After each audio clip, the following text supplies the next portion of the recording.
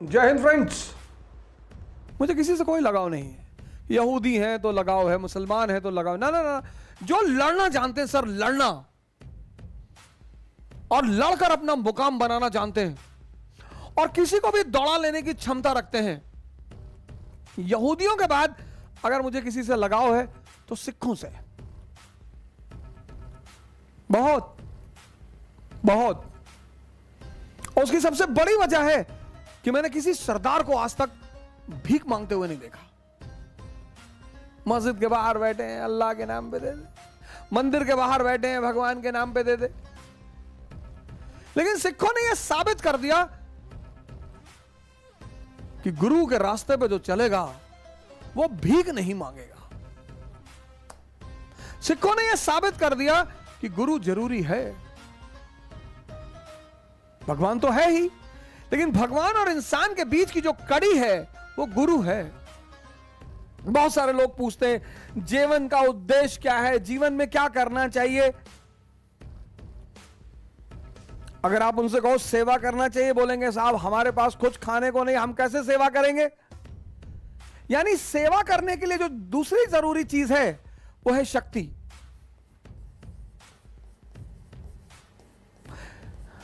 इसलिए जितने लोग कमजोर होकर सेवा की बात करते हैं उनकी बात का महत्व नहीं होता।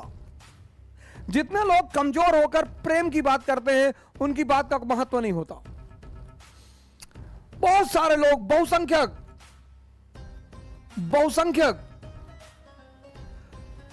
कमजोर होकर अगर तुम प्रेम की बात करोगे तुम्हारे प्रेम का कोई मूल्य नहीं होगा।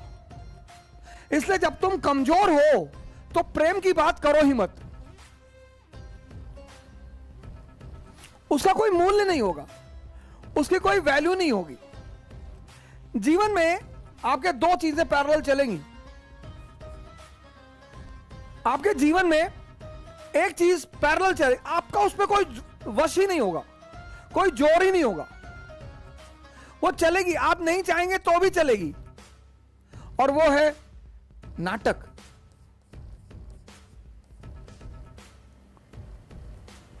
आपका परिवार, फिर आपका परिवार मतलब आपके मां बाप, फिर आपके पिताजी का परिवार, ददिहाल आपका, फिर आपका ननिहाल। ये सब कैरेक्टर है आपके जीवन में, पात्र। ये सब पात्र है। फिर आपकी शादी हो जाएगी, फिर ये डबल हो जाएगा, फिर ये दो हो जाएंगे आपके पास। फिर आपकी पत्नी के मां बाप, फिर उनका परिवार, फिर उसकी ददिहाल, फिर उसकी ननिहाल, तो ये दो हो जाएगा। सर ये तो चलेगा सर, ये तो चलेगा सर। दूसरी चीज इसमें आप कुछ कर नहीं सकते, वो चलना है सर। दूसरी चीज है ध्यान, ये करना पड़ता है। यही है साधना। ये करने की जरूरत नहीं, ये तो चलेगा, ये तो चल ही रहा है, ये तो सेल्फ एक्टिवेटेड है। ये करना पड़ता है।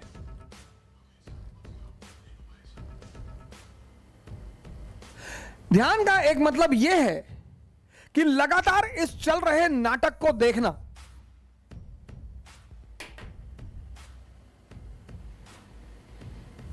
और इससे दूरी बना के रखना, डिस्टेंस बना के रखना। तो जो दूरी आप बनाओगे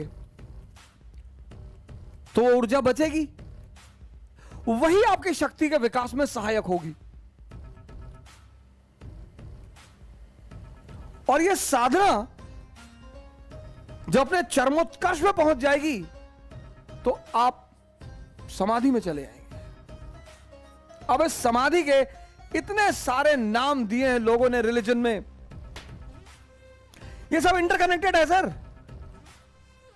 ये सारी चीजें इंटरकनेक्टेड हैं, इसको आप अलग कर ही नहीं सकते।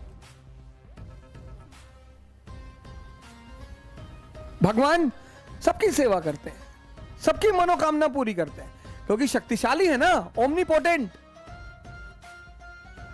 फिर मनुष्य बहाना बनाता है कि यार भगवान तो भगवान है भैया, हम थोड़ी भगवान हो सकते, हम तो भिखमंगा बनने के लिए पैदा हुए भैया। फिर तो बात ही खत्म हो गई, फिर तो मुद्दा ही खत्म हो गया।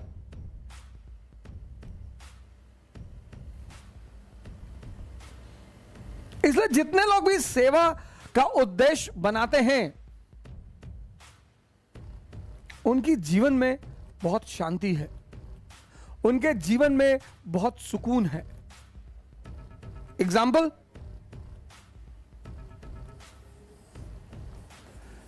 एपीजे कलाम, क्या जीवन रहा है इनका।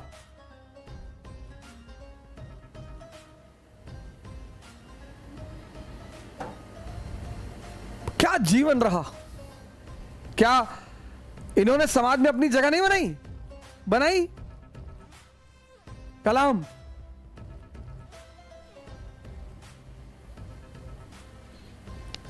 एयरफोर्स ज्वाइन करना चाहते थे, दुर्भाग्य से नहीं ज्वाइन कर पाए। दुर्भाग्य, इनका मानना था दुर्भाग्य, लेकिन कितना बड़ा सौभाग्य था इनका। प्रेसिडेंट के पद से हटे, पढ़ाने लगे। वो जब भी सेमिनार लेने आते थे कहीं भी, तो मैं उनके सेमिनार्स जरूर देखता था, और उनके सेमिनार्स इतने नॉलेजेबल होते थे। मतलब प्रेसिडेंट पोस्ट से हटने के बाद जो आदमी पढ़ा रहा है, सेमिनार कर रहा है, स्टूडेंट्स को मोटिवेट कर रहा है,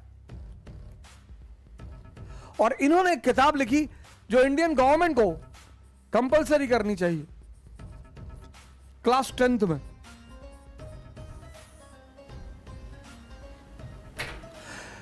इन्होंने किताब लिखी जो इंडियन गवर्नमेंट को कंपलसरी करनी चाहिए क्लास 10th में, हर बच्चे को पढ़ना चाहिए क्लास 10th में। Ignited minds.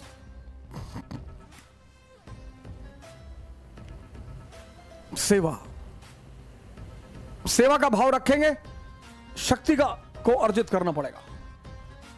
शक्ति अर्जित करने के लिए साधना करना पड़ेगा। साधना मतलब इस नाटक से बचना है जो चल रहा है, उस पर आपका कंट्रोल ही नहीं है सर, उस पर आपका कंट्रोल ही नहीं है। ध्यान क्या है, उस नाटक पर निरंतर निगाह रखना है। बहुत सारे लोग इसलिए बर्बाद हो गए कि वो दूसरों को सुधारना चाहते थे।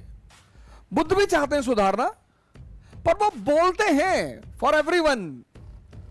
कोई उनके सामने आके अगर शराब पी रहा तो उसे वो टोकेंगे नहीं। वैसे भी जब कोई मुल्क या जब कोई व्यक्ति, जब भी आप आसमान से, जमीन से आसमान की तरफ उठेंगे तो इतनी चुनौतियां आएंगी आपके सामने, चैलेंजेस, और चैलेंजेस से निपटने के लिए किताबें काम नहीं आती।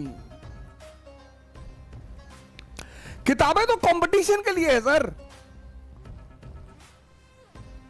किताबें तो नॉलेज के लिए।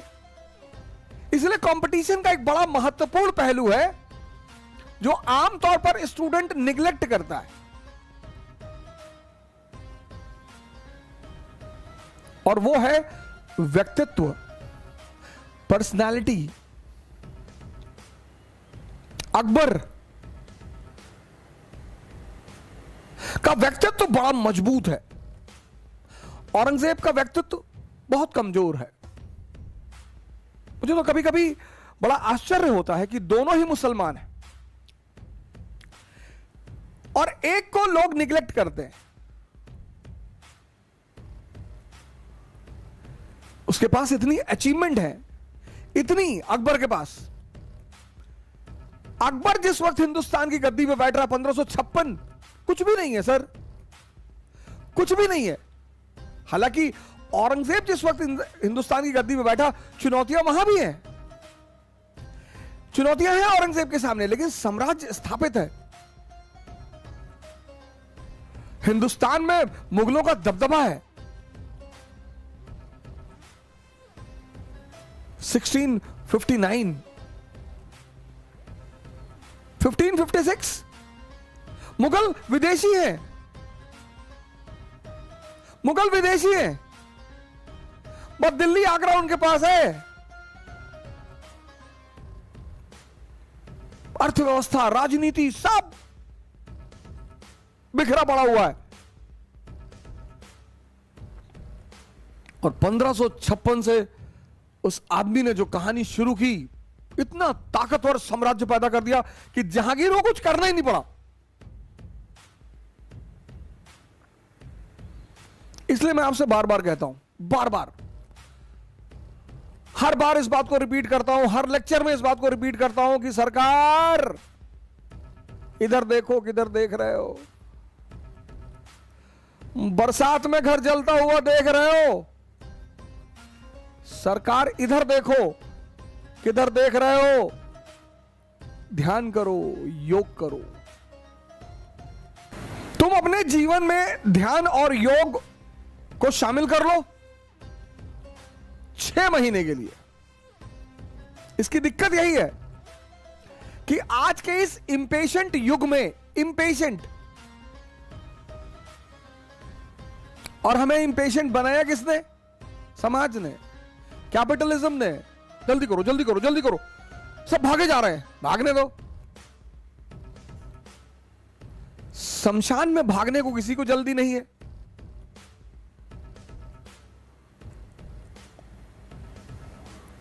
सर, जागरूकता जरूरी है, जल्दबाजी जरूरी नहीं है।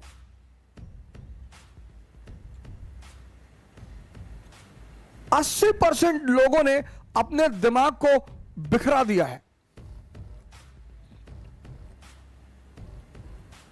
80% लोगों ने, 80% लोगों ने अपने दिमाग को बिखरा दिया है। और बिखरे हुए दिमाग की तुलना सरसों के दाने से की जाती है। एक पोटली सरसों का दाना बिखरा दिया आपने जमीन पे, उसको समेटना बहुत मुश्किल हो जाता है। बस वो हाल दिमाग का भी है। परिवार, परिवार की भूमिका है, समाज की भूमिका है,